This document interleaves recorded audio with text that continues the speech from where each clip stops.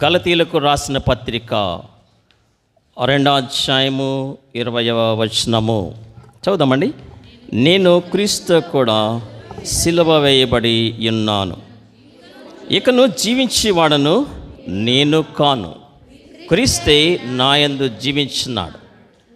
నేనిప్పుడు శరీరమందు జీవించిన జీవితము నన్ను ప్రేమించి నా కొరకు తను తాను అప్పగించుకొనిన దేవుని కుమారుని యందు విశ్వాసం వలన జీవించున్నాను. దేవుడి లేఖనంలో దీవించును గాక.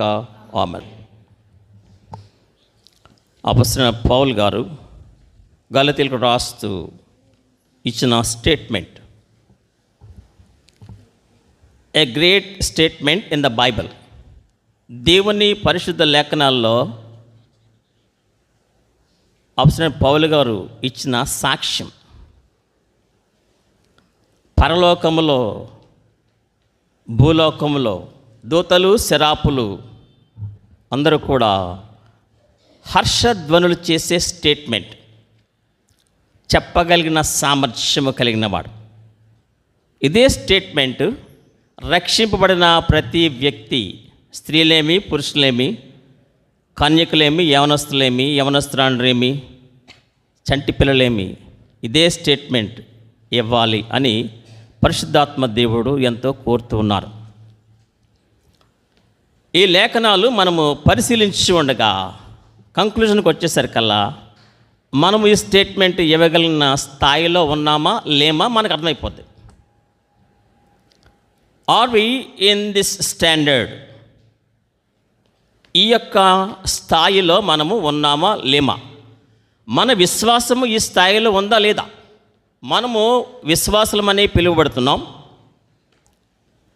పరిశుద్ధులు అని పిలువబడుతున్నాం, ప్రార్థనా పరులు అని పిలువబడుతున్నాం, సేవకులు సేవకురాండ్రు అని పిలువబడుతున్నాం. ఎన్నో మనకి లోకంలో చాలా ఉన్నాయి బిరుదులు. కానీ మనకు కావలసింది ఈ స్టాండర్డ్, స్పిరిచువల్ స్టాండర్డ్. రక్షింపబడిన ప్రతి వ్యక్తి కూడా ఈ అనుభవంలో ఉంటేనే కానీ దేవుని రాజ్యానికి మనము వెళ్ళలేము. అపొస్తలుడైన పౌలు గారి యొక్క గత జీవితం మనం ఆలోచిస్తే కనుక పాట పాడతాం. హానికరుడ హింసకుడను, హానికరుడ హింసకుడను, దేవదూషకుడను నేను, హానికరుడ హింసకుడను, దేవదూషకుడను నేను, అవిశ్వాసి నైనా నన్ను, అవిశ్వాసి నైనా నన్ను ఆదరించినావుగా,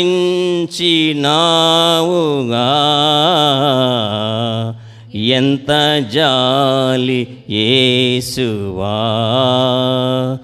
ఇంతయని యూహించలేను, ఎంత జాలి యేసువా. ఈ అపొస్తలుడైన పౌలు గారు పాపులలో ప్రధాన పాపిని అన్నాడు. మనలో ఎవరమైనా లేచి వచ్చి ఇక్కడ నిలబడి ఆ స్టేట్మెంట్ ఇవ్వగలమా? ఎవరైనా సరే ఇవ్వలేం. అంత దమ్ము ధైర్యము లేదు మనకి. ఈ దమ్ము ధైర్యము అపొస్తలుడైన పౌలు గారికి ఎందుకు ఇచ్చారు అంటే, ఒకానొకప్పుడు మన వల్లనే జీవించిన వాడు, మన పూర్వపు స్థితిలో అవిధేయులము, మన పూర్వపు స్థితిలో దేవునికి ఆయాసం కలిగించిన వాళ్ళం. అపొస్తలుడైన పౌలు గారు ఏ విధంగా దేవునికి ఆయాసం కలిగించాడో మనము కూడా అలాంటి వారమే. అయినప్పటికీ దేవుడు రక్షించాడు. అపొస్తలుడైన పౌలు గారిని సౌలుగా ఉండగా దేవుడు దర్శించినప్పుడు, దమస్కు మార్గంలో దర్శించినప్పుడు ఆయన కొలాప్స్ అయిపోయాడు. అప్పుడు ప్రభువారు మాట్లాడిన మాట, సౌలా సౌలా నీవు నన్ను ఎలా హింసించుచున్నావు. Once upon a time we were against God, against to the word of God. ఒకనొకప్పుడు మనము దేవునికి విరోధంగా జీవించాం, దేవుని యొక్క వాక్యానికి విరోధంగా జీవించాం. ఈ అపోస్తలుడైన పౌలు గారు సంఘాన్ని హింసించేవాడు, దేవుని బిడ్డలను బాధ పెట్టేవాడు. మనము కూడా ఆయా సమయాల్లో ఆయా రీతిలుగా ఎవరో ఒకళ్ళు బాధ పెట్టిన వారమే. నో డౌట్ అండి. మాట వలన కావచ్చు, క్రియ వలన కావచ్చు, మన యొక్క ఉద్దేశాల వలన కావచ్చు, మనము కూడా బాధ పెట్టిన వారమే. దేవుడు మనల్ని ఏం చేశాడండి? రక్షించాడు, వెదకి రక్షించాడు. వేదకీతివి పాపిని అనే పాట ఉంటుంది. ఏం పాట అండి? దేవాని తాళంపులు అమూల్యమైనవి నాయడా, నాయడాలని కరుణ సర్వసదా నిలుచుచున్నది. దేవాని తాళంపులు. ఈ పాటలో మనం దేవా అనేటప్పటికల్లా మన స్వరము, మన రాగం యొక్క పిచ్చు హెవెన్ని తాకేదిగా ఉండాలి. ఆ విధంగా పాటలు కట్టారు. దేవాని తాళంపులు అమూల్యమైనవి నాయడా. ఎందుకు చివరిలోకి వచ్చాక అమూల్యమైనవి నాయడా అని దిగిందంటే, మనము భూమి మీద ఉన్నాము, ఆయన పరమండలం మందు ఉన్నాడు. స్వరాల్లో అంత మాధుర్యం ఉంటుందండి, అంత అర్థం ఉంటుంది. దేవాని తాళంపులు అలా పాడాలి, స్వరం ఎత్తి, గొంతెత్తి. అంతేగాని దేవా దించేసినట్టుగా ఉండకూడదు, దేవా అన్నట్టు కాదు. గుర్తుపెట్టుకోండి, దేవాని తాళంపులు. ఓకే, మనం మన అంశానికి వచ్చేద్దామండి. అపోస్తలుడైన పౌలు గారు ఇలాంటి దుర్మార్గుడు, ఇలాంటి అవిధేయుడు, సంఘానికి విరోధంగా ఉన్నవాడు, దేవుణ్ణి హింసించినవాడు, సౌలా సౌలా నీవు నన్ను ఎలా ఇలాంటి వ్యక్తి ప్రభువు దర్శించిన తర్వాత ఏమని స్టేట్మెంట్ ఇచ్చారంటే అండి, ఈయన ఆకాశం నుండి కలిగిన దర్శనముకు నేను అవిధేయుడను, ఆకాశమున నుండి కలిగిన దర్శనమునకు అవిధేయత చూపకను, పోరాడుడి విజయముతో విశ్వాస సహితముగను ప్రకటించుడి యేసుని. అపోస్తలుడైన పౌలు గారు యేసుని ప్రకటిస్తూ ఏమన్నాడంటే, గలతీయులకు రాస్తూ, నేను క్రీస్తు కూడా సిలువ వేయబడి ఉన్నాను. I'm crucified with Christ. దీనికి ముందు 19వ వచనంలోనే చివరి మాట ఏముందంటే, చచ్చిన వాడనైతిని. శరీర విషయములో చనిపోయాడు, క్రీస్తు కూడా సిలువేయబడ్డాడు. యేసుక్రీస్తు వారితో పాటు కుడివైపున ఒక దొంగ, ఎడవైపున ఒక దొంగను సిలువ వేస్తారు. ఎడమవైపున ఉన్నవాడేమో దిప్పి పొడవడమే, అలాగైతే బాగుండు, ఎలాగైతే బాగుండు, అలా చేయవలసిందే అని. కుడివైపున ఉన్న దొంగ మాత్రం ఏమనలేదు, తండ్రి నీ రాజ్యంతో వచ్చినప్పుడు నన్ను జ్ఞాపకం చేసుకో. భక్తులు వాక్యలో ఏమన్నారంటే, ప్రభు దగ్గర నన్ను జ్ఞాపకం చేసుకో, మేలుకై నన్ను జ్ఞాపకం చేసుకొనుము అని ప్రార్థించారండి. మన ప్రభు సన్నిధిలో బిబ్లికల్ వర్డ్స్ వాడాలి. బిబ్లికల్ వర్డ్స్, ఎగ్జాక్ట్ వర్డ్స్ మనం వాడితే ఆశీర్వాదం. ఆ మాటలు దేవుడు దీవిస్తారు. బిబ్లికల్ వర్డింగ్ ఉండాలి ప్రార్థనలో. ఎవరెవరో చేస్తున్న మాటలు మన ప్రార్థనలో ఇమిటేట్ చేయకూడదు. ఒక ఆయన బుక్ రాస్తాడు, ఇమిటేట్ క్రైస్ట్, క్రీస్తుని అనుకరించండి, పరిశుద్ధులను కాదు. అందుకనే పౌలు గారు కూడా ఏమన్నారంటే, నేను క్రీస్తుని పోలి నడుచుకున్న ప్రకారము మీరు నన్ను పోలి, నేను సారు కాస్తున్నట్టుగా మీరు సారు కాయినట్టే, అంతే సంగతులు ఒక్కరు ముట్టుకోరు. ఇలా స్టేట్మెంట్ ఇచ్చాడంటే ఎంతగా దేవుణ్ణి అడుగుజాడల్లో నడుస్తున్నాడండి ఆయన. మన జీవితంలో కూడా మన కుటుంబానికి, మన సంఘానికి మనము మాదిరికరంగా ఉండాలి. నేను క్రీస్తు కూడా సిలువబడిన, I am crucified with Christ అంటే స్వయానికి సిలువబడ్డాడు అంటున్నాడు ఆయన. అంటే మనము అనేది చావాలంతే. దేవుని సన్నిధిలో మోకరించినప్పుడు మనము మనలను నలుగొట్టుకోవాలి, వెరగొట్టుకోవాలి. ఇదే పౌలు గారు ఏమన్నారంటే, విశ్వాసాన్ని ప్రకటించిన తర్వాత నేను భ్రష్టుడని అయిపోతున్నామో అనుకొని నా శరీరాన్ని నలగొట్టుకుంటున్నాను అన్నాడు. ఎలాగ నలగొట్టుకున్నాడు? పత్రంతో చెదకొట్టుకున్నాడా? సన్నికాయలు రాయితో చెదకొట్టుకున్నాడా? రోకల మడతో కొట్టుకున్నాడా? లేదు. శరీరాన్ని క్రమపరుచుకున్నాడండి. శరీరాన్ని అదుపులో ఉంచుకున్నాడు, నల్లగొట్టుకున్నాడు. సిలువైబడిన అనుభవంలోకి వచ్చేసాడు. ఇంకా అనంటే ఇంకేమన్నట్టనండి, ఇకను జీవించేవాడను, ఇక జీవించువాడను నేను కాను అనే పాట ఉందండి. ఎందుకంటే పాటలు మీకు ఎంత చెప్తానంటే అవి ప్రింట్ అయిపోతాయి. మీకు మాటలు కొన్ని అవి వైప్ అవుట్ అయిపోవచ్చు, కానీ పాటలు మాత్రం ఆ స్వరము మైండ్లో ఉంటుందన్నమాట. నేను కాను, జీవించేవాడిని నేను కాను అంటే ఇంకేమన్నారంటే, క్రీస్తే నాయందు జీవించుచున్నాడు. ఆయనే మనలో జీవిస్తూ ఉంటే ఏమన్నాడంటే, నేను ఇప్పుడు శరీరం మందు జీవించిన జీవితము నన్ను ప్రేమించి నా కొరకు తన్ను తాను అప్పగించుకున్న దేవుని కుమారుని యందు విశ్వాసం వలన జీవించున్నాను. నీతిమంతుడు ఎలా జీవిస్తున్న వాక్యంలో విశ్వాసం మూలముగా. దేవుని కుమారు నన్ను ప్రేమించి నా కొరకు తన్ను తాను శిలువ మరణం పొందినంతగా ఆయన తన్ను తాను అప్పగించుకున్నాడని వాక్యం ఉందండి. ఏమని రాశారండి?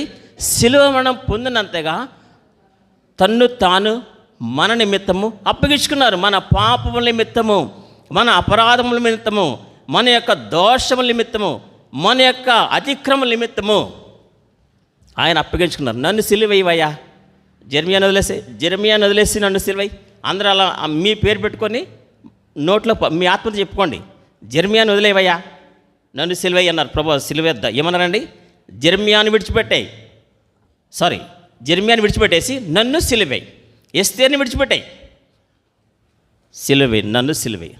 మనకు బదులుగా మనకు రావాల్సిన శిక్ష యావత్తు అయినా సిలువలో భరించేస్తారు.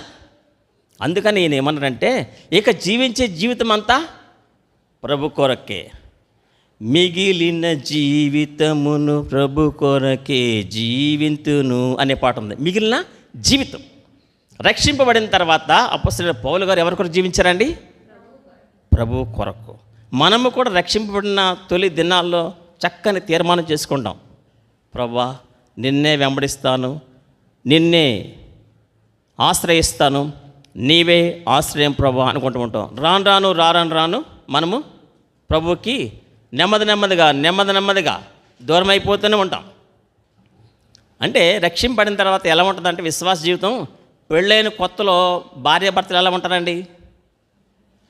పెళ్ళైన కొత్తలో అయ్యో నన్ను చూడకపోతే ఒక్క క్షణం ఆగలేడండి అంటారు.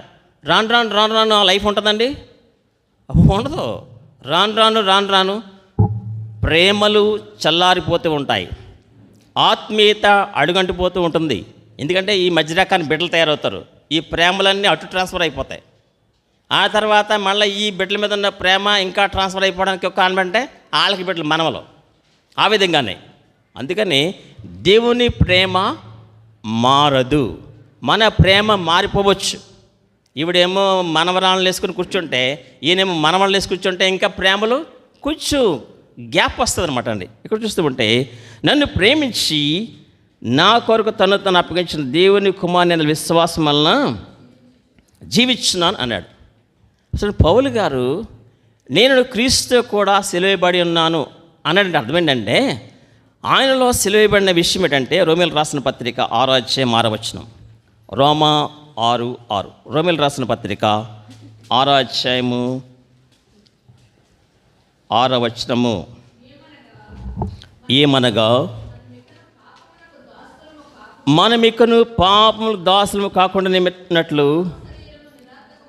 పాప శరీరము నిరర్ధకమగనట్లు మన ప్రాచీన స్వభావము ఆయనతో కూడా సిలువేయబడినని ఎరుగుదుము. అప్పొస్తలుడైన పౌలు గారు నేను క్రీస్తుతో కూడా సిలువేయబడి ఉన్నాను అన్నాడంటే అర్థం ఏంటంటే అప్పొస్తలుడైన పౌలు గారి యొక్క ప్రాచీన స్వభావము సిలువేయబడింది యేసుక్రీస్తు వారితో కూడా.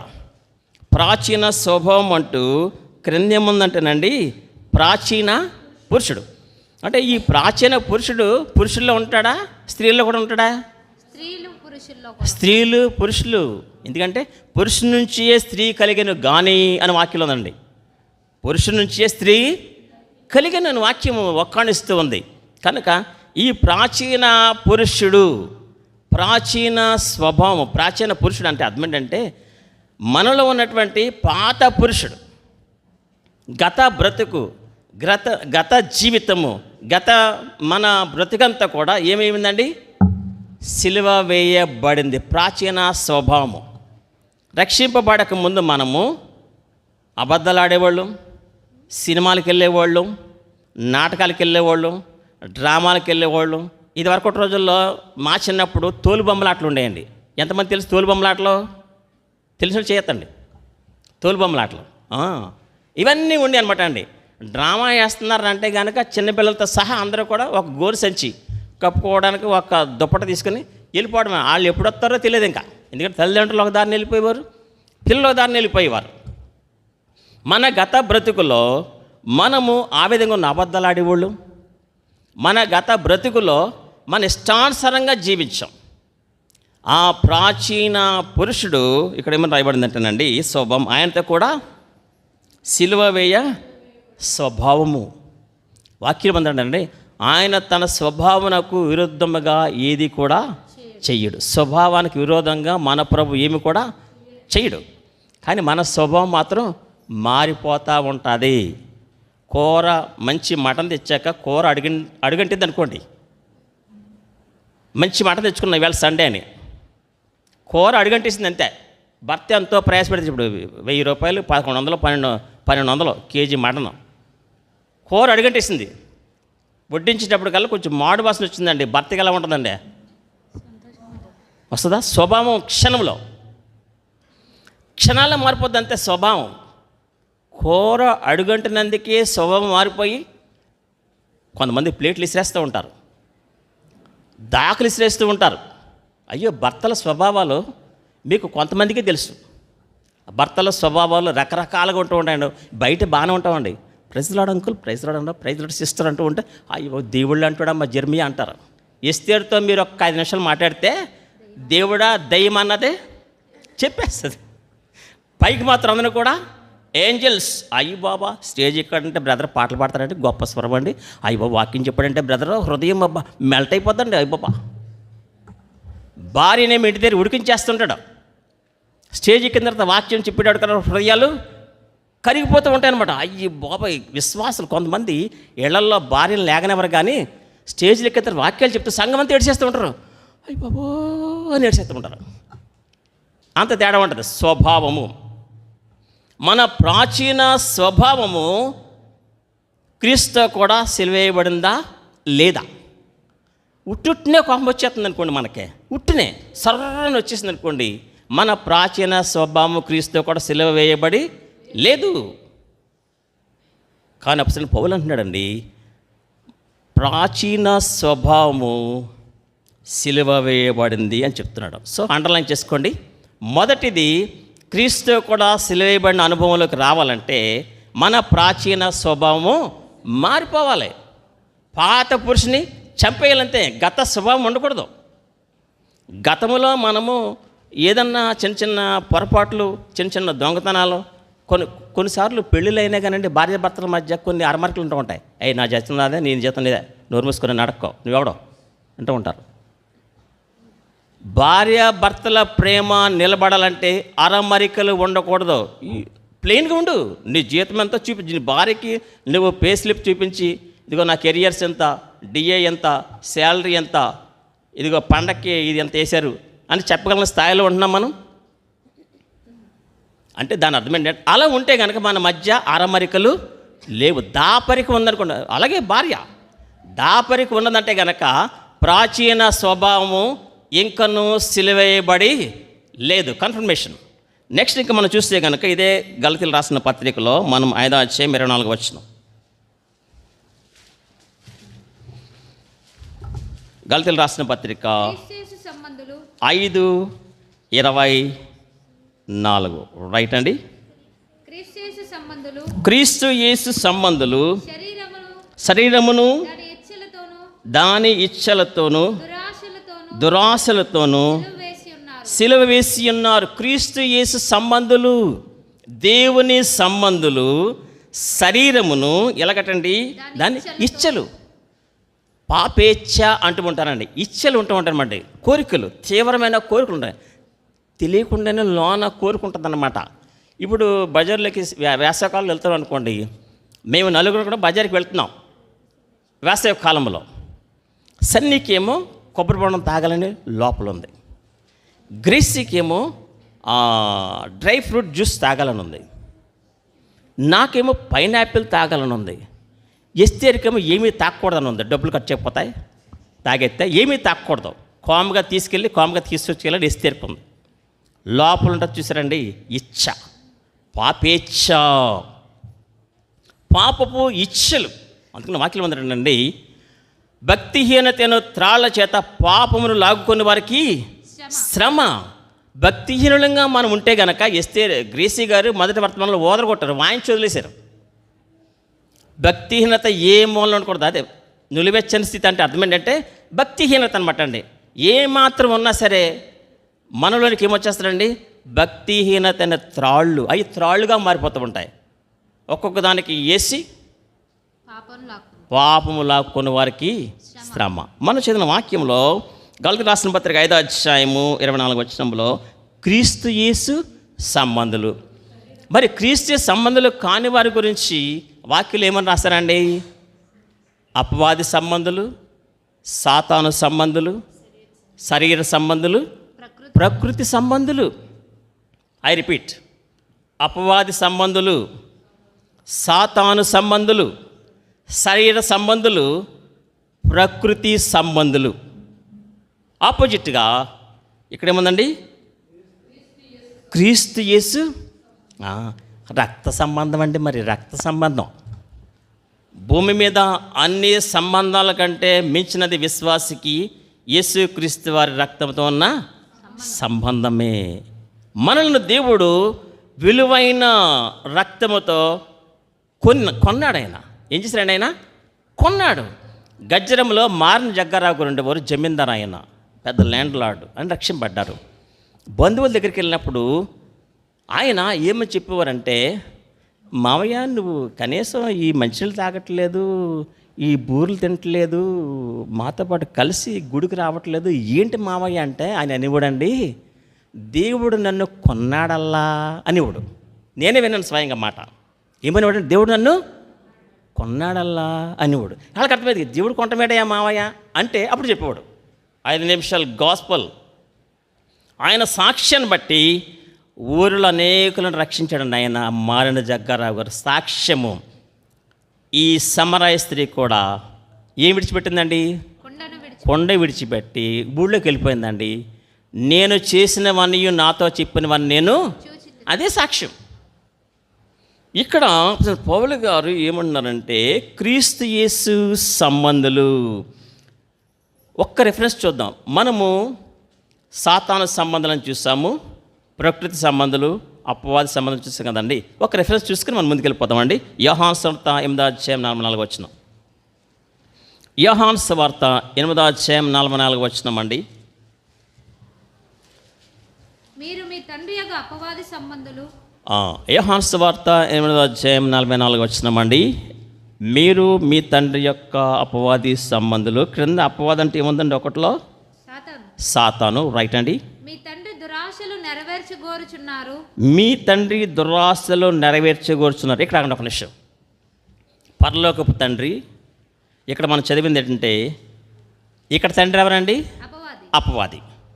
మనకి ఇంకొక తండ్రి భూమి మీద ఉంటాడు, మన నాన్నలో. భూమి మీద ఉన్న తండ్రులు అంటే 3 రకాల తండ్రులు ఎప్పటికప్పుడు మన మీద ప్రభుత్వం చేయడానికి ప్రయత్నిస్తుంటారు. భూమి మీద నాన్న, పరలోకపు తండ్రి. అందుకని ప్రార్థన చేసేటప్పుడు యేసుక్రీస్తు వారు నేర్పించారు. పరలోకమందున్న మా తండ్రి. కొంతమంది ప్రభుత్వ కనెక్టివిటీ కలిగి ఉన్నవారు దైవజనులు ఎలా ప్రార్థన చేస్తారంటే పరిశుద్ధమైన మా తండ్రి అంటూ ఉంటారు. ఇంగ్లీష్లో చేసేవారు అవర్ లవింగ్ హెవెన్లీ ఫాదర్ అని పిలుస్తూ ఉంటారు. కానీ ఎక్కడ ఫాదర్? ఈ ఫాదర్ వేరు. ఈ ఫాదర్ కంటికి కనపడినటువంటి ఫాదర్, ఈ ఫాదర్ గురించి ఏమని రాయిందండి? ఆది నుండి వాడు. ఆది నుండి అంటే ఎప్పటి నుంచి అండి? ఎగ్జాంపుల్ చెప్పండి. జెనసిస్. ఏదేను తోట నుండి. From Genesis. చెప్పండి. ఆది నుండి వాడు నరహంతకుడై ఉండి. అదండి, ఆది నుండి అపవాది, ఇహలోకపు తండ్రి. అపవాది అనే తండ్రి ఎలాంటి వాడంటే నరహంతకుడు. అంటే ఎప్పటికప్పుడు మనలను చంపివేయడానికే. అందుకని లేఖనాలు యేసుక్రీస్తు వారు చెప్పారండి, దొంగతనమునకును హత్యకును నాశనమునకు దొంగ.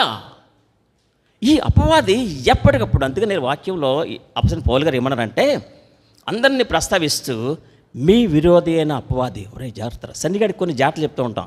షాప్ పంపించినప్పుడు సన్ని జాగ్రత్తమ్మా, కుక్కలన్నా జాగ్రత్త చూసుకొని పక్కన చెల్లమ్మ, పక్కన చెల్లమ్మ. ప్రీతి కూడా చెప్తూ ఉంటాం. ఎప్పుడన్నా మా ఇంటికి వచ్చినప్పుడు ప్రీతి జాగ్రత్తమ్మా, కుక్కలు ఉంటే జాగ్రత్త. ఈ వీధిలో కుక్కలు ఎక్కువ కాబట్టి జాగ్రత్తగా చెప్తున్నారు అపోస్తలుడైన పౌలు గారు. అమ్మ నాయన సూర్యచంద్రం, కుమారుడా సూర్యచంద్రం, కుమారుడా రూప్ కుమార్, కుమారుడా జాన్ మార్కు అని చెప్తూ ఏమన్నారంటే చూడండి ఇక్కడ, ఆది నుండి వాడు నరహంతకుడై. అరే బాబు జాగ్రత్త పెట్టుకుంటారా, గుర్తుపెట్టుకోండి. ఆది నుండి వాడు నరహంతకుడు. నెక్స్ట్ సత్యమందు నిలిచిన వాడు. సత్యమందు నిలిచిన వాడు కాడు. ఇదంతా గోబలో చెప్తున్నమాట, చెవిలో చెప్పినట్టుగా చెప్తున్నాడు. నెమ్మదిగా కొన్ని విషయాలు మనకి నెమ్మదిగా చెప్తూ ఉంటాం. రూప్ కుమార్ అన్న, రాజ్ కుమార్ అక్క దగ్గరున్నప్పుడు కూడా కొన్నిసార్లు తనయ్య గారు బ్రదర్కి గుసగుస చెప్తూ ఉంటారు. డాడీ ఎలాగంటున్నారే అంటూ ఉంటారు అనమాట. అన్ని విషయాలు పెట్టి చెప్తారండి. చెప్పం కదా. ఎస్తేరు కూడా అంతే. వాళ్ళ మమ్మీ డాడీ ఉన్నప్పుడు నాకు కూడా గోబలో చెప్పేది. ఎలా గోబలో ఎస్తేరు చెప్పబట్టిన చెవులు పెద్ద అయిపోయినాయి, అంతకుముందు చిన్నయ్యే. పెళ్ళి అయ్యాక నా చెవులు చేటలాగా అయిపోవడం కాన్వెంట్ అంటే ఎస్తేరు ప్రతి చిన్న విషయం కూడా గుసగుస. ఇక్కడ కూడా చూడండి, ఇక్కడ ఏముందంటే సత్యమందు నిలిచిన వాడు. ఇదేంటి అంటే అంతకుముందు సత్యంలో ఉన్నాడని అర్థం. అంతకుముందు వీడు సత్యంలో ఉన్నాడా? అంతకుముందు సత్యంలో ఉన్నాడు. వీడు లూసిఫర్, ప్రధాన దూత, ప్రధానత్వమును కోల్పోయిన వాడు. అందుకనే లేఖనాలు ఎప్పుడు కూడా 100% క్లారిటీగా ఉంటుందన్నమాట, క్లారిఫై చేస్తూ ఉంటాయి. అంటే అంతకుముందు సత్యమందు నిలిచిన వాడు కాబట్టే ఇక్కడ ఏమంటారంటే సత్యమందు నిలిచిన వాడు కాడు. అంటే దాని అర్థం ఏంటంటే సత్యమందు నిలిచి ఉండాలి మీరు. అందుకని యేసుక్రీస్తు వారు ఫైనల్ ప్రేయర్ చేసినప్పుడు తండ్రి సత్యమునందు వారిని ప్రతిష్ఠించము. సత్యములో మనం ప్రతిష్ఠిస్తే ఈ హాలు దేవుని మందిరానికని ప్రతిష్ఠించారు మా మాంగారు వాళ్ళందరూ, సంఘం అందరూ కలిసి. ఇప్పుడు మేము దీన్ని ఏమంటాం? మేము దేవుని యొక్క మందిరం, దేవుని యొక్క ఆలయము, దేవుని కనుసృష్టించిన స్థలం అంటూ ఉంటాం. ఇక్కడ కూడా సత్యమందు నిలిచిన వాడు కాడు. నెక్స్ట్ అండి, సత్యమే లేదు. పరలోకంలో ఉన్నప్పుడు వాడిలో సత్యం ఉంది, త్రోసివేయబడిన తర్వాత ప్రధానత్వం కోల్పోయి వచ్చేసిన తర్వాత సత్యమే అంటే మనతో ఎప్పుడన్నా అవమ్మగారు అపవాది అవమ్మగారితో మాట్లాడినప్పుడు సత్యం మాట్లాడా, అబద్ధం మాట్లాడా? అబద్ధమే మాట్లాడాడు. అవమ్మగారి దగ్గరికి వచ్చి దేవుడు ఎలాగన్నాడు? అబ్బా మీరు అలాగుంటారు, తిని ఒక్క పండు కొంచెం కొరకవమ్మా తెలుస్తుంది. కొన్ని తెచ్చినప్పుడు ఎస్తేరు గ్రేసెస్ అన్నీ తినరు. అప్పుడు గట్టిగా అంటానమాట, కొంచెం మొక్క తినమమ్మా ఏమైపోతాయి, పళ్ళు ఏమి ఊడిపోలే, కొంచెం మొక్క తిను అంటూ ఉంటాం. నెమ్మది కోరికిన తర్వాత చాలా బాగుంది అని మొత్తం తినేస్తారు. కొన్ని టేస్ట్ చూపించాలి. రుచి చూచి ఎరిగి తిని యెహోవా ఉత్తముడనియు రాక్షకునాశ్రయించి నే ధన్యుడనైతిని. రుచి చూచి ఎరిగి తిని. కొత్తగా పెళ్ళైన అల్లుడికి రాజకుమార్ అక్క లాంటి అక్క మంచి నూచిమ్లి రోడ్లో కుమ్మి పెట్టింది. నల్లగా ఉన్నాయి అత్తమ్మ, నువ్వు చున్ను ఉండలు నేను తిన్నాను, నల్లగా ఉన్నాయి నేను తిన్నాను, సున్నోట్లు తింటానులే అన్నాడంట. అప్పుడు అత్తగారు ఏం చేసిందంటే, సర్లేమ్మా నువ్వన్నా తినమ్మా, ఆల్రెడీ గారు తిన్నంటున్నారు కదా అని. అప్పుడు సిస్టర్ గారు ఏం చేశారంటే, అయ్యో ఎంత చక్కని నువ్వులుండలో నువ్వు చిమ్లి తిన్నంటున్నారు ఏంటండి మీరు, ఎంత రుచిగా ఉంటాయండి, సున్నుండల కంటే బాగుంటాయండి, కండబలము అన్నారంట. ఆయన నల్లగా ఉన్నాయి అస్సలు నాకొద్దు, రోడ్లో కుమ్మారు. అయితే అన్నీ తినేసిన చివరిలో కొన్నిసార్లు భార్యలు ఎవరైనా సరే కొన్నిసార్లు భర్తల దగ్గర ముద్దుగా గోముగా వ్యవహరిస్తారు. ఎలాంటి రీచల్ గారు, భర్తల దగ్గర భార్యలు ముద్దుగా గోముగా అని తినవు కానీ ఇలా బొగ్గు మీదని కొంచెం నూచిమ్లి పెదాలకి రాశారు సిస్టర్ గారు. రాసిన తర్వాత పెదాలు లోపలికి వెళ్తే బయటకు వచ్చేస్తాయా ఎలాగన్నాడంట. అనేటాడు కల్లా ఆ మాధుర్యము నోట్లోకి వెళ్ళిపోయింది. అయ్యి బాబోయ్, నువ్వు చిమ్మిలి అంటే ఇలా ఉంటుందమ్మా, అమ్మ ఎప్పుడు చేయలేదు, మా అక్కళ్ళు ఎప్పుడు చేయలేదు, చాలా బాగుంది. ఇప్పుడు అడిగితే నామోషి, కొత్తగా పెళ్ళిన వాళ్ళకి ఏంటంటే నామోషి ఉంటుంది కదండి, ఆ నామోషిలో అడగలేకపోయాడు. బయటికి వెళ్ళాడు రాత్రి కాడ, పల్లెటూరు కాబట్టి బయటికి వెళ్ళేటప్పటికల్లా ఆ రోడ్లో అక్కడక్కడ నువ్వు చిమ్మిలి కనపడుతుంది. మనోడు అడగడానికి కొంచెం మొహమాటం కాబట్టి, అందుకని వాక్యంలో కూడా ఏమి రాయించారంటే, మీరు విశ్వాస విషయంలో ఏమి లేకుండా ఉంటుంది, మొహమాటము లేని వారై. విశ్వాస విషయంలో మొహమాటం ఉండకూడదు, మొహమాటం. ఈ అల్లుడికి మొహమాటం అన్నమాట. అప్పుడు రోడ్లో ఎలాగన్నాడు, చాలా బాగుంది, అలాగా అన్నాడు కల్లా ఏళ్ళతో సరిగ్గా రావట్లేదు, నాలుగెట్టాడంట. నాలుగుతో అలా బుర్ర అందులో ఇరికిపోయింది, బుర్ర రోడ్లో ఇరికిపోయింది. తెల్లారి గట్ల మాంగారు బయటకు వచ్చారంట. ఇదేంటి అల్లుడు గారు బుర్ర అందులో ఏంటి, బుర్ర రోడ్లు పెట్టేటి అల్లుడు గారు, ఇదేంటి ఇక్కడ కర్మ, అయ్యి బాబు మేము పెట్టేసామంటారు, అయ్యి బాబు లేకపోతే తండ్రి ప్రభా నైనా, తండ్రి ప్రభా ఏసయ్యా ఏడు నాయన ఇదే కర్మ పెట్టినాయన, బాబోయ్ అని లోపదీపం అంటే భారీ ఇచ్చిందంట. ఈటి అల్లుడు గారు ఏంటి బుర్ర అందులో పెట్టేడేటి అని ఈయన కాకపోవడం. ఏమండి, ఆడవాళ్ళకి నిదానం ఉంటుందండి, మగవాళ్ళకు ఉన్నటువంటి కంగారు ఆడలకు ఉండదు, నిదానమే ప్రధానం. ఏమయ్యా నువ్వు ఆగుతావా అక్కసేపు, నేను వెళ్తాను. అల్లుడు గారిని పట్టుకొని నెమ్మదిగా, అల్లుడు గారు ఏంటంటే, ఏమి లేదమ్మా రోలు ఆగుతున్నానంట. టేస్ట్ కొంచెము రుచి చూచి ఎరిగి తిని యెహోవా ఉత్తముడనియు. మనం చదివిన ఈ వాక్యంలో క్రీస్తు యేసు సంబంధాలను యోహాను సువార్త 8:44 ముగించేస్తున్నామండి. చూస్తూ ఉంటే ఈ వాక్యం ఉందండి 44లో, వాని యందు సత్యమే లేదు, వాడు అబద్ధమాడినప్పుడు తన స్వభావం అనుసరించి మాట్లాడును, వాడు అబద్ధికుడును అబద్ధమునకు జనకుడు. కొంతమందికి నోరిప్పితే అబద్ధం. మనము రక్షింపబడిన తర్వాత మన నోట్లో నుంచి అబద్ధాలు వస్తున్నాయి అనుకోండి, మాట్లాడితే అబద్ధం చెప్పేస్తున్నాం అనుకోండి, మనం ఇంకా క్రీస్తు యేసు వారితో కూడా సిలువ వేయబడలేదు అని కన్ఫర్మేషన్ అన్నమాట అండి. రక్షింపబడిన తర్వాత మనము క్రీస్తు యేసు వారితో కూడా సిలువేయబడితే మన నోట్లో నుంచి ఏం రావండి, చచ్చిన అబద్ధము రాదు, 100%. అందుకని వాక్యంలో రాయించారండి, అబద్ధమాడనేరని జనమని ప్రభువ దేవుడు సాక్ష్యం ఇస్తున్నారంట. అబద్ధమాడనేరని అంటే 100% మాట యందు మనము తప్పిపోకూడదు. అవునంటే అవును, కాదంటే కాదు. ఆ స్టాండర్డ్లోకి వస్తే అప్పొస్తలుడైన పౌలు గారు అదే స్టాండర్డ్లోకి వచ్చాడు. అబద్ధమాట అంతే, చచ్చినా సరే కోసేయండి, నేను అబద్ధమాడంతే. వాట్ ఈస్ ట్రూ, వాస్తవమే చెప్తున్నాను. భర్త భార్య దగ్గర అబద్ధం ఆడకూడదు, భార్య భర్త దగ్గర అబద్ధం ఆడకూడదు, తల్లిదండ్రులు బిడ్డల దగ్గర అబద్ధం ఆడకూడదు, బిడ్డలు తల్లిదండ్రుల దగ్గర అబద్ధం ఆడకూడదు, ఒక విశ్వాసి ఇంకొక విశ్వాసతో అబద్ధం ఆడకూడదు. అవునంటే అవును, కాదంటే కాదు. అబద్ధం ఆడమంటే కనుక ఈ వాక్య ప్రకారము అపొస్తలుడైన పౌలు గారి వల్ల మనము సిలువేయబడలేదు. బల్ల ఎదుట, ప్రభు యొక్క శరీరరక్తాల ఎదుట దేవుడు మనతో మాట్లాడుతూ ఉన్నారు. మొదటిది ప్రాచీన స్వభావం అని చూసామండి. రెండవది ఇక్కడ మనం చూసిన ఈ వాక్యములు ఏంటంటే, మన చిన్న వాక్యంలో మీ తండ్రి దురాశలు నెరవేర్చగోర్చున్నదండి. మొదటి 2వ లైన్లో ఏందండి, దురాశలు. అందుకనే దురాశ గురించి ఏం రాశారంటే అండి, దురాశ గర్భము ధరించి పాపమును కనగా పాపము పరిపక్వమై మరణం. అందుకని లోకంలో ఏమంటారంటేనండి, దురాశ దుఃఖమునకు చీటు. మనలో దురాశలు ఉండకూడదు, పేరాశ ఉండకూడదు. అందుకనే వాక్యం రాయించండి, శరీరాశ, నేత్రాశ, ఆశ. మనిషి ఈ వాక్యంలో రెండవది ఏంటంటానండి, మన విరోధి అయిన అపవాది. ఎవరిలో అయితే అబద్ధం ఆడుతూ ఉంటారో వాళ్ళకి తండ్రి ఎవరండి? అపవాది. అపవాది. అబద్ధం ఆడని వాళ్ళకి దేవాది దేవుడు పరలోకపు తండ్రి అయితే, అబద్ధం ఆడేవాళ్ళకి తండ్రి ఎవరండి? సాతాను. అపవాది, సాతానుడు. ఇప్పుడు ఉదాహరణకి బయట నేను సూర్యచంద్రన్న నిలబడి ఉన్నామండి, డాడీ అని పిలిచాడు సన్నీ. పిలిస్తే సూర్యచంద్రన్న కనపడుతుందా, నాకు కనపడుతుందా? సన్నీ పిలిచిన వాయిస్ డాడీ అంటే ఆయనకి కనపడుతుందా, నాకు కనపడతా? నాకే కనపడుతుంది. సుమతి గారు డాడీ అని పిలిచారు, నాకు కనపడుద్దా, ఆయనకి కనపడుద్దా? ఆయనకే కనపడుద్ది.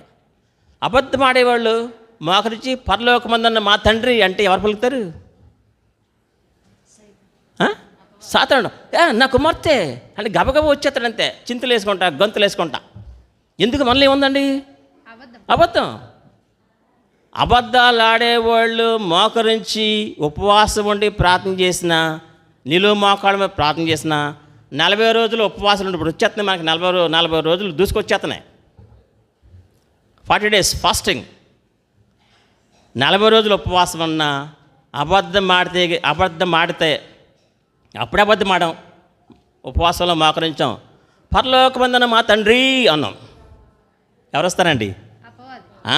ఎందుకంటే అబద్ధం ఆడాం కదా. అబద్ధం ఆడకుండా సత్యంగా ఉన్నాం, పరలోకమందున్న మా తండ్రి అంటే ఎవరు వస్తారు?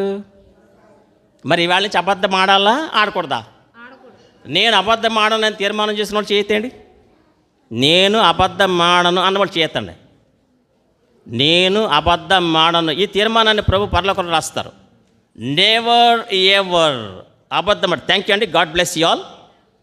అబద్ధం ఆడితే కనుక మనం ప్రార్థించినప్పుడల్లా తండ్రి ప్రభు నాయన అంటే సాతానే వస్తాడు.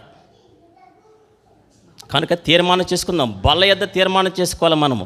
పరలోకంలో రాస్తారు, నెవర్ ఎవర్, ఎప్పుడు ఎప్పటికీ కూడా అబద్ధము ఆడకూడదు. అవునంటే అవును, కాదంటే కాదు. అప్పుడు మాత్రమే నేను కూడా క్రీస్తుతో సిలువేయబడ్డానని అపొస్తలుడైన పౌలు గారి వలె చెప్పగలమండి. అబద్ధం మన ఫ్యామిలీస్లో అబద్ధం అనేది ఉండకూడదు.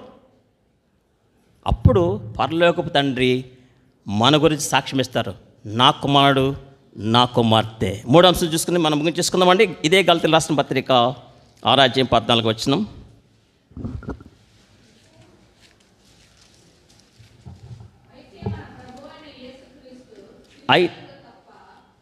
మన ప్రభువైన యేసుక్రీస్తుకు సిలువైంది తప్ప మరి దేని యందును అతిశయించుట నాకు దూరం అవును గాక. దాని వలన నాకు లోకమును, లోకమునకు నేనును. అదండి, లోకమునకు మనము లోకానికి సిలువబడాలి. వాక్యం చెప్తుందంటే లోకంలో ఉన్నదంతా ఏంటంటే శరీరాశ, నేత్రాశ, జీవబ్రహ్మము. మన శరీరము ఆశించిన దాన్ని మనము దేవుని చిత్తము లేనిదే పొందుకోవడానికి ప్రయత్నించకూడదు. శరీర ఆశ, శరీరానికి కావాల్సినవి మనం కొనుక్కోవచ్చు. ఉదాహరణకి క్రిస్మస్ వస్తుందండి, మనకు కావాల్సిన బట్టలు మనకు స్తోమతలో కొనుక్కోవచ్చు. అంతేగాని తోటకోడలో ఆడబడుచు కొనుక్కుంది కదా, దాని చీర 12,000 కొన్నాడు వాళ్ళ ఆయన, నాకు 12,000 కావాలనుకుంటే శరీర ఆశ. క్రీస్తు యేసు సంబంధులు మన చదివిన వాక్యంలో ఏమని ఉందండి? వాక్యంలో అయితే మన ప్రభువైన యేసుక్రీస్తు సిలువ యందు తప్ప, మరి అదండి, సిలువ యందు తప్ప దేని యందు అతిశయించుట నాకు దూరం అవును. అంటే దాని ఏంటంటే సిలువ కార్యాన్ని బట్టి దేవుడు మనల్ని రక్షించేటప్పుడు మన ఆస్తి అంతస్తులు పరలోకానికి తీసుకెళ్తాయండి? మనం తీసుకెళ్ళాం. నాకు నెలకి 1,50,000 వస్తుంది పెన్షను, దేవుడు నన్ను కాకపోతే నిన్ను తీసుకెళ్తాడేంటి? దమ్ముడికి మారవు నువ్వు అంటే ఎవరు తీసుకెళ్తాడు? అయినా ధనవంతుడేమో ఎక్కడ తీసుకెళ్ళిపోబడండి? నరకాగ్నిలోనికి. లాజరు ఎక్కడ తీసుకుని పోబడ్డాడు? అబ్రహాము రొమ్మున. అక్కడ రాయబడి మాట ఏంటండి, ఎక్కడైతే అతడు ఏం పొందుతున్నాడు ఉందండి, నెమ్మది నెమ్మది పొందుతున్నాడండి. మన జీవితాల్లో మనకి నెమ్మది, సంతోషము, సమాధానము, ఆనందం ఇవ్వడం దేవునికి ఎంతో సంతోషం. శివచంద్ర అనే భారత వాళ్ళ ఇంట్లో ఇప్పుడు సుమతి గారు అంటున్నారు, వాళ్ళు ఎంత ప్రయాసపడినా ఏమున్నా ఏం చేసినా సరే వాళ్ళ గురి ఎవరి మీద ఉంటుందంటే సుమతికి ఇష్టమైతేనే చేద్దామండి. బంగాళదుంపలు తెస్తానంటే బంగాళదుంపలతో పాటు కొంచెం ఏమన్నా పట్టండి, సుమతికి బాగుంటుందండి, అందులో కొంచెం వేస్తే ఉట్టి బంగాళదుంప పట్ట తిందండి అంటే అన్న ఊరుకుంటారా? తెస్తారా? తేరా? అతి చిన్న విషయాలని కదండి. మనం చదివిన వాక్యంలో మనకి లోకము సిలువ వేయబడాలి, లోకమునకు మనము కూడా, అంటే లోకపు పోకడలు మనలో ఉండకూడదు. లోకస్తులంతా వెళుతున్న దారిని మనం వెళ్ళకూడదు, వాళ్ళు వెళ్తారు, మనం వెళ్ళకూడదు. సిలువ వేయబడిన అనుభవంలోనికి రావాలి. ఒక ఎగ్జాంపుల్ చెప్పేసి ముగించేస్తానండి. ఒక ఆయన హెబ్రోన్లో పెద్ద సేవకుడు, ఆయన ట్రైన్లో ప్రయాణం చేస్తున్నాడు. కోమటి ప్రభుని నమ్ముకున్నాడు. ఆయన ట్రైన్లో ప్రయాణం చేస్తున్నాడు. ఆయన లావుగా నల్లగా ఉన్నాడంట. కల్లా ట్రైన్లో ప్రయాణం చేస్తూ ఉంటే కనుక ఆయన్ని కొంత లెక్కెళ్ళిన తర్వాత, అంటే ఇంచుమించు అదే రోజున్నర ప్రయాణం అంట, వెళుతున్నాడు. ఆయన మాట కలుస్తుంది కదండి. ఏం పేరు అని అడిగారంట. ఏం పేరు అనేటప్పటికల్లా మహిమదాస్ అన్నాడంట. అదేం పేరు అన్నాడంట. అదనయ్య మహిమదాస్ అని పెట్టారు నా పేరు. మహిమ ఏంటి? దాస్ అంటే బాగానే ఉంటుంది కదా అంటే, నేను రక్షింపబడ్డానండి, దేవుడు నన్ను కొన్నాడు, దేవుడు నన్ను ఏర్పరచుకున్నాడు అన్నాడంట. అలాగా. కొంత లెక్కెళ్ళిన తర్వాత ఆయన ఈ మహిమదాస్ అనే ఆయన కొన్ని బఠానీలు ఈయనకు కొన్ని ఇచ్చారు. కొన్ని ఇచ్చిన తర్వాత తీసుకున్నాడు. ఇంకా ఖాతా లెక్కెళ్ళిన తర్వాత టీ అండి, టీ టీ టీ అనేటికల్లా చెరో టీ ఇప్పించాడు ఈయన మహిమదాస్ గారు. అప్పుడు ఈయన సంతోషం ఎక్కువైపోయి లోపల నుంచి 4 చుట్టలు తీశాడంట. చుట్ట తీసి ఒక చుట్ట ఇచ్చాడు. తీసుకోండి సార్ అన్నాడు. నేను చచ్చిపోయానండి అన్నాడంట. ఇప్పుడు మాట్లాడుతున్నాడు, చూస్తున్నాడు, కళ్ళు మాట్లాడుతున్నాడు. ఏమండి అంటే తొడ మీద ఎలాగన్నాడంట. మనోడేమో ఎలక పిల్లలాగా ఉన్నాడు, ఈయనేమో ఇంత లావు ఇంత పడుకున్నాడు కదా, ఇలాగా ఏమంటే మాట్లాడుతున్నారు కదండి అన్నాడు. తాగండి, ఇంతకుముందు తాగారా మీరు? తాగనయ్యా. మరి ఇప్పుడు చచ్చిపోయాను అన్నాడంట. చచ్చిపోవడం ఏంటంటే బాబు, మీరు బుర్ర పని చేస్తుందా అన్నాడు. పని చేస్తుందండి. అప్పుడు వాక్యం చెప్పాడంట, నేను ఒకనొకప్పుడు చాలా దుర్మార్గుణ్ణి, ఊరిలో నేను చాలా విచ్చలవిడుకుంటేవాడిని, దేవుడు నన్ను రక్షించాడు. ఇప్పుడు మారిపోయాను, చుట్టలు మానేశాను, సినిమాలు మానేశాను, బీడీలు మానేశాను, మా ఆవిడ చెదగొట్టేసివ్వండి అది మానేశాను, అన్నీ మానేశాను నేను. అందుకే నేను అన్ని విషయాలకి చచ్చిపోయాను అన్నికి చెప్తున్నాను అని స్వార్థ ప్రకటించేటప్పటికల్లా ఆ రోజున్నర ప్రయాణంలో ఈయన మారిపోయాడు. ఈయనతో మాట్లాడుతూ ఉంటే ప్రక్కన అవతల వైపు ఉన్న బెర్తలో ఉన్న వాళ్ళు కూడా వాళ్ళు కూడా మారిపోయారు. అప్పుడు మిగిలిన ప్రయాణంలో ఈయన ఎక్కడికో పప్పులు పట్టుకెళ్తున్నాడు. ఇప్పుడు మన రూప్ కుమార్ అన్న, రాజ్ కుమార్ అక్క వెళ్ళేటప్పుడు ఖాళీకి వెళ్ళరు కదా, ఏదో పట్టుకెళ్తూ ఉంటారు. నేను బజార్లోకి వెళ్ళానంటే సన్నీ రాగానే ఏం తెచ్చావో అని అడుగుతాడు. కనుక ఏదో ఒకటి ఖాళీగా రాకుండా వస్తుంటారు కాబట్టి ఈయన పప్పులు పట్టుకెళ్తున్నాడు. మనం మొన్న పండగలకు చాలామంది పప్పులు వండేస్తున్నారు కదా, కిస్మిస్కి ఈ పండగలకి తెగ వండేశారు రకరకాల పప్పులు. అప్పుడు ఈయన ఒక్కొక్క క్యాను తీసి, బ్రదర్ గోరుమిట్లు తినండి, అది తినేసాక ఇంకొక క్యాన్ తీశాడు. కజ్జికాయలు తినండి బ్రదరు, ఇంకొక క్యాన్ తీశాడు. నువ్వుల వంటలు తినండి, ఇంకొక క్యాన్ తీశాడు. సున్నుండలు అండి, వెళ్ళేటంత వరకు కూడా పెడతానే ఉన్నాడు. దేవుని కార్యం ఆయనలో జరిగింది.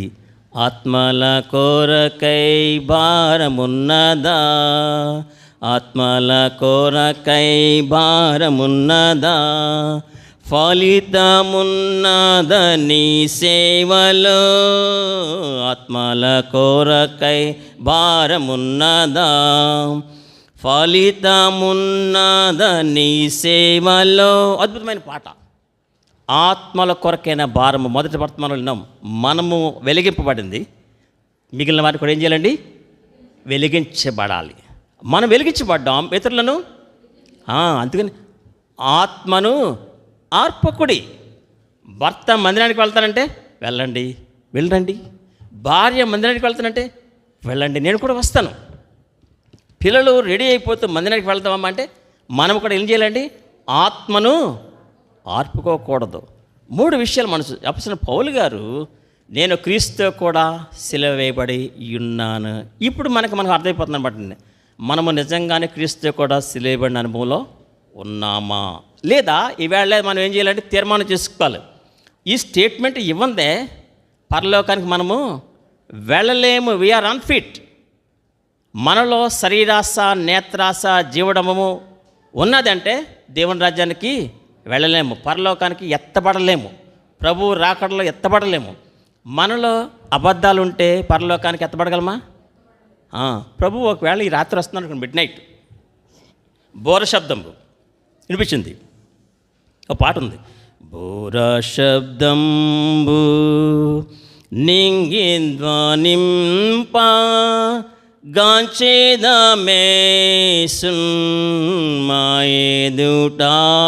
అద్భుతమైన పాట. అందులోనే పల్లె ఉంటుందండి, ప్రాణప్రియుడా ప్రాణప్రియుడా రమ్ము మా యేసు పాడేదము హల్లెలూయా. ఎంతో సంతోషం ఎగిరిపోయేదం పాటలతో, ఎగిరిపోయేదం పాటలతో. పూర శబ్దం వినబడుతుందండి, స్వరము వినబడుతుందండి. అబద్ధాలు ఆడని వాళ్ళకి మాత్రమే వినిపిస్తుంది. ఏమని వినిపిస్తుందండి? ఇదిగో పెండ్లి కుమారుని ఎదుర్కొన్న రండి అనే కేక. అంటే ఇప్పుడు నేను సామాన్యంగా అంటున్నాను కానండి, ఆ కేక రక్షింపబడి అబద్ధాలు ఆడకుండా ఉన్న వాళ్ళందరికీ కూడా వినబడుద్ది, సమాధుల్లో ఉన్న వాళ్ళకి కూడా వినబడుతుంది. అంతటి మధురమైన స్వరాన్ని దేవుడు వినిపించబోతూ ఉన్నాడు. ఆ స్వరాన్ని మనం వినాలంటే అపొస్తలుడైన పౌలు గారి వలె నేను క్రీస్తుతో కూడా సిలువ వేయబడి ఉన్నాను. కొన్ని విషయాల్లో, కొన్ని సందర్భాల్లో ఆ భార్యలే భర్తల్ని ప్రేరేపించవచ్చు. చెప్పవయ్యా బాబు, నువ్వు చెప్పు. అబద్ధం ఆడడానికి ప్రేరేపించవచ్చు. కొన్నిసార్లు భర్తలే భార్యను ప్రేరేపించవచ్చు. కొన్నిసార్లు తల్లిదండ్రులు బిడ్డలను ప్రేరేపించవచ్చు. చెప్పవమ్మా, ఫోన్ చేసి చెప్పు అని. కానీ వాక్యం ఏం తెలియజేస్తుందంటే అబద్ధము ఆడకూడదు. అబద్ధం ఆడకుండా ఉంటేనే ఆ స్వరాన్ని, ఏ స్వరము? పెండ్లి కుమారుని ఎదుర్కొన్న రండి అనే స్వరము వినగలము. ప్రభువు రాకడలో ఎత్తబడగలమండి. సిద్ధపాటు క్షణంలోనే మనం మార్పు చెందుతాము. With a blink of eye అంటారు, రెప్పపాటులో. రెప్పపాటు చూడండి, అంటే చాలు, రెప్పపాటులోనే మనము శుద్ధులుగా మార్చబడి, ఒకవేళ ప్రభువు రాకడలో ఎత్తబడడానికి మనం సిద్ధపరచబడ్డాం, కానీ మనం అబద్ధం ఆడలేదు. కొన్ని చిన్న చిన్న పొరపాట్లు మనలో ఉన్నాయి. కొంచెం భర్త మీద అలగడమో, భార్య మీద అలగడమో, పిల్లల మీద అలగడమో చిన్న చిన్న ఉన్నాయి. కానీ ఆ ఇన్స్టెంట్గా దేవుడు ఏం చేస్తాడు? మనకి మారు మనస్సు. ఇన్స్టెంట్గా దేవుడు మనల్ని మారుస్తాడు. కనుక మనము ఇచ్చే స్టేట్మెంట్ ఏంటంటే, నేను క్రీస్తుతో కూడా సిలువ వేయబడి ఉన్నాను. ఇక జీవించేవాడును నేను కాను, నన్ను ప్రేమించి నా కొరకు తన్ను తాను అప్పగించుకున్న క్రీస్తు యేసునందు విశ్వాసం వల్ల మాత్రమే జీవించున్నాను. అందుకని వాక్యం ఉందంటే, in him we live, move and have our being అని ఉంది. ఒక్క వచనం చదువుకొని ముగించేసుకుందామండి. ఆయనలో మనం ఉనికి కలిగి చలించి జీవించున్నాము. రెఫరెన్స్ దయచేసి చెప్పండి. అపొస్తలుల కార్యాలు అనుకుంటున్నానండి. ఆయనలో మనము ఉనికి కలిగి చలించి జీవించున్నాము. అపొస్తలుల కార్యాలండి 17:28.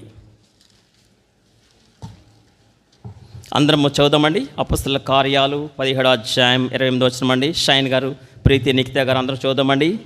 అపొస్తలుల కార్యాలు 17వ అధ్యాయము 28వ వచనం అండి. మనం ఆయన యందు బ్రతికుచున్నాము, చలించుచున్నాము, ఉనికి కలిగి ఉన్నాము. చూడండి ఎంత అద్భుతమైన మాట అండి. మనం ఆయన యందు, ప్రతిదినము ఈ మాట జ్ఞాపం చేసుకోవాలి. మీరు గుర్తుపెట్టుకోండి. ఈవేళ నుంచి మన హృదయాల్లో నేను క్రీస్తుతో కూడా సిలువబడి ఉన్నాను అన్న అనుభవం ప్రతిదినము జ్ఞాపం చేసుకోవాలి. నేను అబద్ధం ఆడకూడదు. ఎందుకంటే దేవాదేవుడు ముందే స్టేట్మెంట్ ఇచ్చేశారు, అబద్ధం ఆడనేరని జనమని మన మీద ఒక స్టాంప్ వేశారు. నా బిడ్డలో అబద్ధం ఆడరు అని.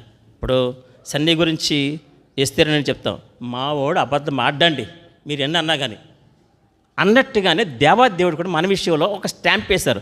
రేచెల్ అబద్ధం ఆడదు అని పర్లోకంలో స్టాంప్ వేశారు. సుమతి అబద్ధం ఆడదు. మీ పేరండి? కల్పన నా కుమార్తె అబద్ధం ఆడదు అని పరలోకంలో స్టాంప్ వేశారు. మనము దానిని రూఢిపరచాలి. అందుకని ఈ వాక్యంలో మనం చదవమండి 17:28 ఏముందండి? నేను చెప్తాను, మీరు వెనకాల చెప్పండి. మనం ఆయన యందు బ్రతుకుచున్నాము, చలించుచున్నాము, ఉనికి కలిగి ఉన్నాము. ఇప్పుడు మీరందరూ చెప్పండి, నేను చెప్తాను. మనం ఆయన యందు బ్రతుకుచున్నాము, చలించుచున్నాము, ఉనికి కలిగి ఉన్నాము. ఆమేన్, ఆమేన్, ఆమేన్.